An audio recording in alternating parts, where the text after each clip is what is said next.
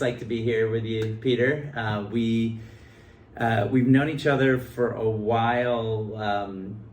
I guess as like young business lead, back when I was young and you were a little bit younger than me. But we both had hair. Yeah, that's right. Yeah, we've been through a bit. But the crazy thing being we're in the office here at Melvin Mark on Southwest First in Columbia. I was here after I graduated from college. I worked as a finance guy at Intel, and then I left to do my own thing. And I come from a similar family as you. I met with your grandfather, Melvin Mark, to get advice on, hey, should I go back into my family business, which I never had any intention of doing. I grew up in DC, and my great-grandfather, father were all in real estate development. And he thought I should do that, and I started a software company instead that failed, but other good things happened. And then Jim Mark, who I've gotten to know well, he started Greater Portland Inc. I was on the board of that. You are also very involved in the community. I guess I want the audience to know that Melvin Mark has always been all about Portland. And so I've been often described as an annoying optimist, and I know you're optimistic too, but if you could just paint the picture of we've been there before as a city and maybe a little realism to my rosy colored glasses, that would be great for folks to know, like, yeah, Portland's been through this before. Yeah, it's funny because we were just talking about this. I've been called a Pollyanna and an optimist, but I'll start first with the family. It's funny you touched on my grandfather moved here in the early 1950s. It was actually 1945 that my great grandfather started the company. So we're celebrating 80 years this year. Nice. So congrats. Yeah. In 80 years, we've seen a lot of hard times in Portland. Yeah. You point back to the 1970s, 1980s. Downtown lost major companies. We were a leader in the wood products industry. Yeah. Almost all of those companies left the region. In the late 90s, kind of early 2000s with the tech bubble, it was another period where we lost a lot of tenants. Yeah. And then great financial crisis prior to this one. I will say, in talking to my uncle and others, that this has been the most difficult time for our company and our city. And never before have we fallen so far so fast. And I think just calling out a couple of numbers. One, ULI does a study every year where they look at the places where developers and outside capital want to invest in Portland. In 2017, we were number 3 in the country.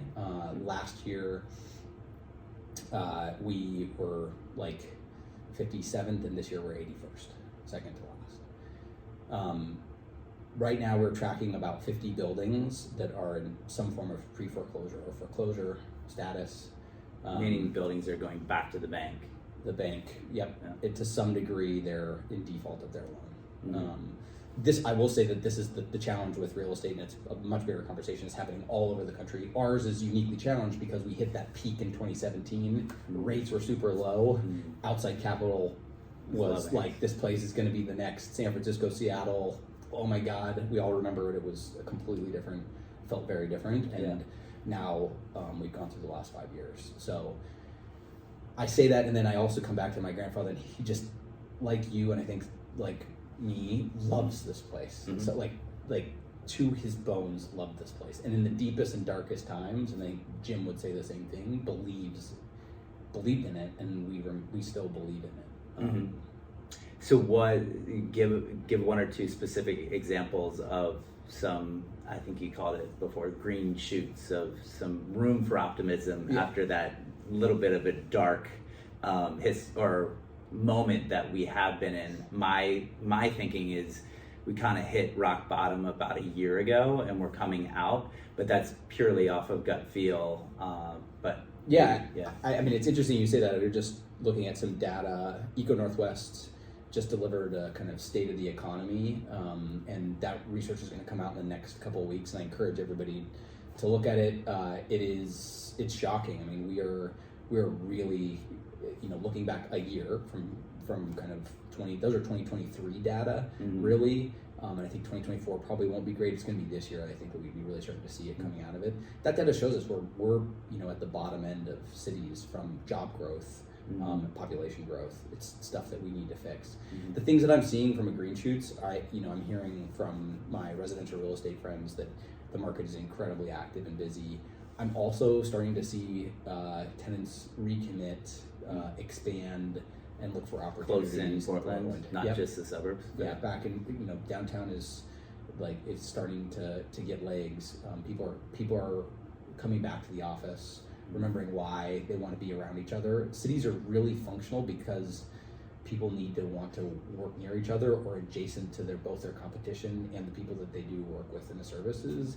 And I feel like for 5 years we all thought we could do that remotely, and more we want to be doing what we're doing, which is sitting across from each other talking.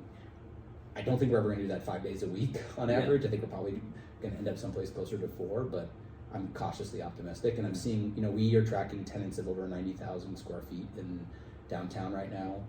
We've started to see some tech companies committing and recommitting. We're hearing that a number of tech companies had employees move to Portland. So there's smart, super active, interested, intelligent people that are here. They're either going to start up new businesses, or those businesses will reestablish or grow their offices, would be the hope and expectation. All right, so switching gears to the personal front. I was on the board of Friends of the Children with your wife, Maddie, who ran the board. She's amazing.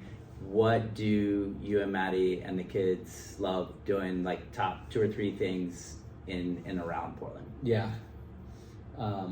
It's funny. I think we would agree. My wife did not ski, so she did ski prior, but I got her back into skiing, and our favorite thing as a family right now is just be on the mountain together. So hands down, pick a mountain, we want to be on it.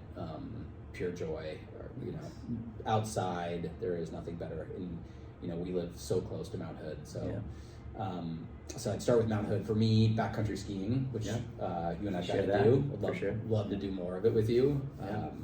And then last for me is the coast. Just the complete opposite end of that world, like relaxed, walking on the beach.